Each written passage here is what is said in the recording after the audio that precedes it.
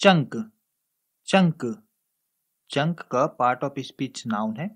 इसका part of speech verb भी होता है। तो चंक को वर्ब और नाउन दोनों तरीके से यूज करते हैं। नाउन के रूप में इसे मुख्य रूप से 3 कंटेक्स्ट में यूज किया जाता है।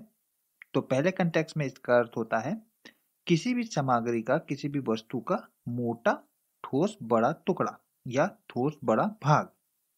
जैसे कि कोई भी वस्तु, जैसे कि कोई पत्थर हो गया, लकड़ी हो गया, उसका बड़ा टूटा हुआ या पूरे हिस्से से कटा हुआ जो भाग होता है उसे बड़ा ठोस टुकड़ा कहते हैं, बड़ा ठोस डल्ला कहते हैं, या इंग्लिश में उसे चंक कह सकते हैं। दूसरा कंटेक्स्ट भोजन से संबंधित है। तो भोजन का, जैसे कि कोई मांस का, पनीर का या केक का बहुत बड़ा टुकड़ा को कहना हो तो उसे इंग्लिश में चंक कहते हैं।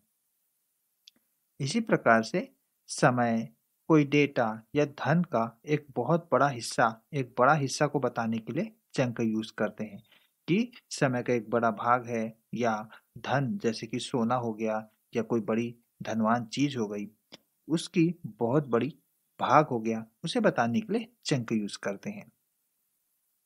चंक को वर्ब के रूप में भी यूज करते हैं और यहाँ पे इस वर्ब के तीनों फॉर्म भी बताए गए हैं।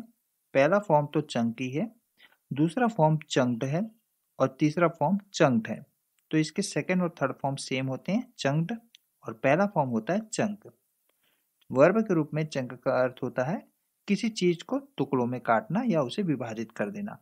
तो किसी भी चीज को, जैसे कि खाना हो गया या कोई सामग्री हो गई, उसे छोटे छोटे भागों में काटना, विभाजित करना, टुकड़े करना चंक कहलाता है। इसे एग्जाम्पल से और बेहतर समझ लेते हैं। She cut a big chunk of cheese. उसने पनीर का एक बड़ा टुकड़ा काटा।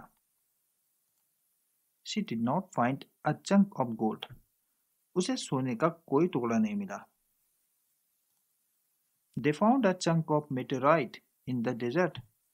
उन्हें रेगिस्तान में उल्कापिंड का एक बड़ा टुकड़ा मिला। We have lost a chunk of our profits. हम अपने मुनाफे का एक बड़ा हिस्सा खो चुके हैं। She chunked a pineapple into cubes. उसने अनानास को टुकड़ों में काट दिया। और एक प्रैक्टिस क्वेश्चन आपके लिए, इस सेंटेंस को आपको चंका का यूज करके इंग्लिश में बनाना है और हमें कमेंट करना है। आई होप आपको चंका का अर्थ अब समझ में आ गया होगा। वीडियो पसंद आए तो वीडियो को लाइक करके शेयर जरूर कर दीजिए और अपने इंग्लिश को इंप्रूव करने के लिए हमारे चैनल को अभी सब्सक्राइब कीजिए। मिलते हैं आपसे अदर वीडियो में, तब तक के लिए बाय, जय हिंद।